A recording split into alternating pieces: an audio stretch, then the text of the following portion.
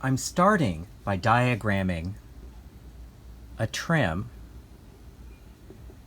and our example has 2 rows of chain stitching. You can have 1 row of chain stitching. I've seen up to 5 and 6 rows, but for our example, 2 rows. So let's just say we want to begin our trim here, and we want to end it here. So the excess 2 or 3 inches is going to be there to unravel later.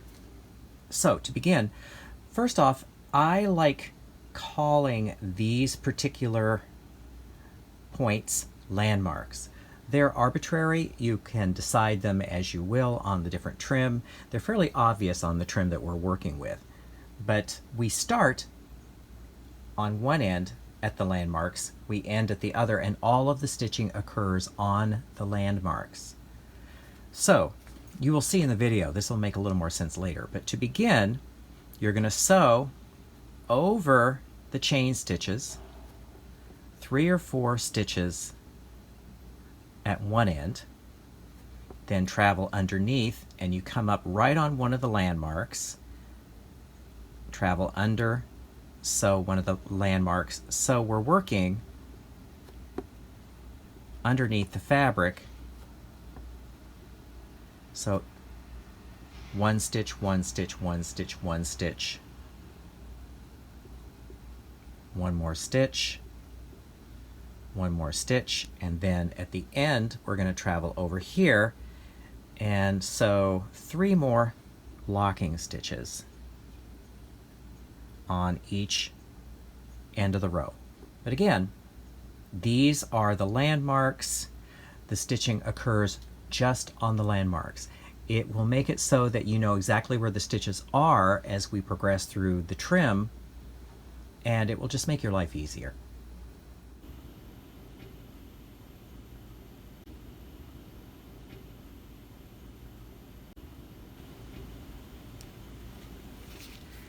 Here I have the fabric basted to the felt underneath, and people ask me why do you baste instead of pinning?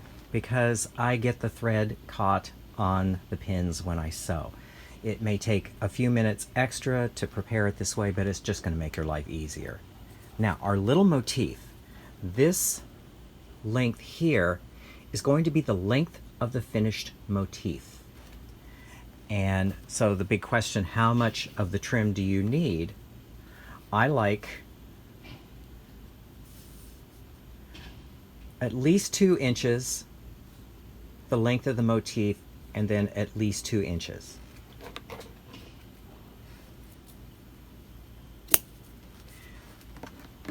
You want extra on the outside to finish. So now the next step, pull in a little bit.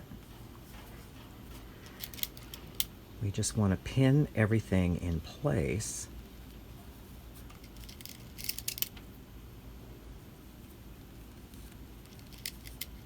Now this can be straight, this can be curved. That is really up to you as the designer. But for simplicity's sake, for this first sample, we are working on just a little straight piece.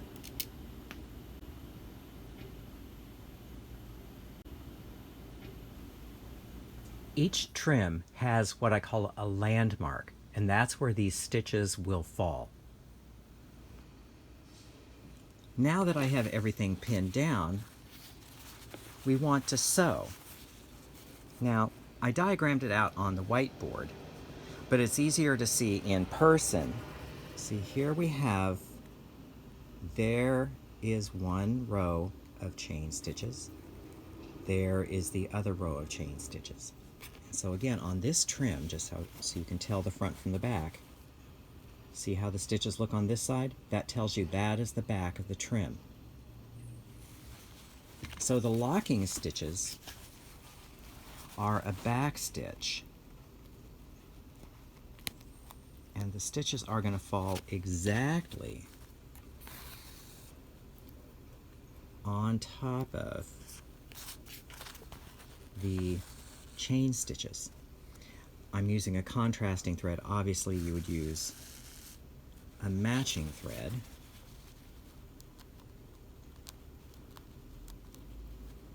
And this sews with a little back stitch.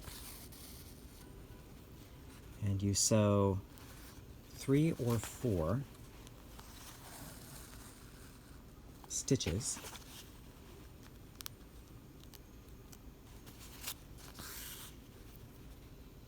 I'm going to sew 4 just so you get a sense of what it looks like.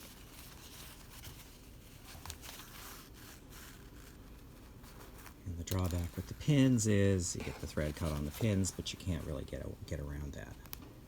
Okay.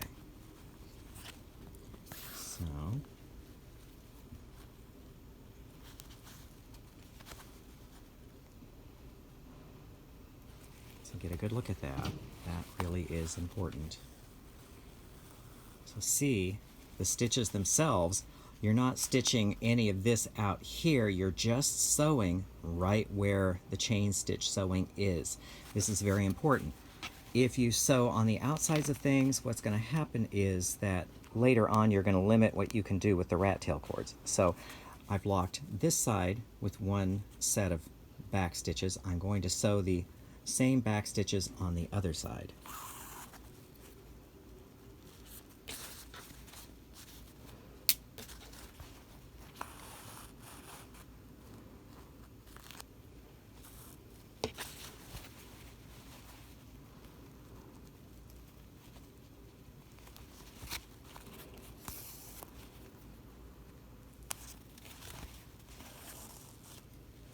The other advantage of following right on the chain stitches is you know exactly where your stitches are. You don't have to guess later. If you just sort of willy-nilly tack this braid down, you won't really know where the stitches are if you use a matching thread, which is what you really ought to be doing. Okay. So we have the 2 rows of locking stitches. Okay, from here, the thing to know is I look at what I call landmarks. On this trim, these points here are the landmarks. So between here and the other locking stitch here, we only have to sew 1 stitch, 1 stitch, 1 stitch, 1 stitch, 1 stitch, 1 stitch, and so forth. And then we'll change back to the locking stitches to finish. So we do 3 or 4 stitches here, 3 or 4 stitches at the other end, but just 1 stitch in the meantime. So you carry your thread underneath. And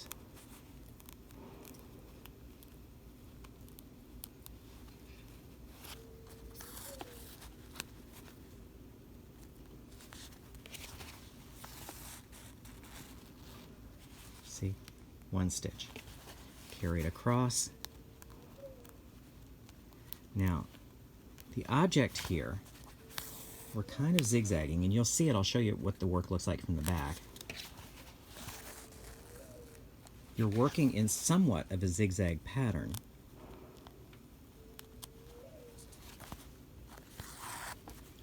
So that you're going to get a little bit of shrinkage on this as you sew because of all the stitches concentrated. And if you have it in a zigzag pattern, you can stretch everything out over steam to get it back to its original length. So I'm going to go off camera now and sew the rest, and I'll meet you back here. So here we are. You can see this is where we started. I've sewn 1 stitch in each of the landmarks. Then I've gotten up to here, sewn 1 set of locking stitches, and I'm going to complete the other set. Now, the question I have people ask is single thread, double thread. absolutely double thread. If for no other reason, I hate it when a needle comes unthreaded as I'm stitching. It's also stronger.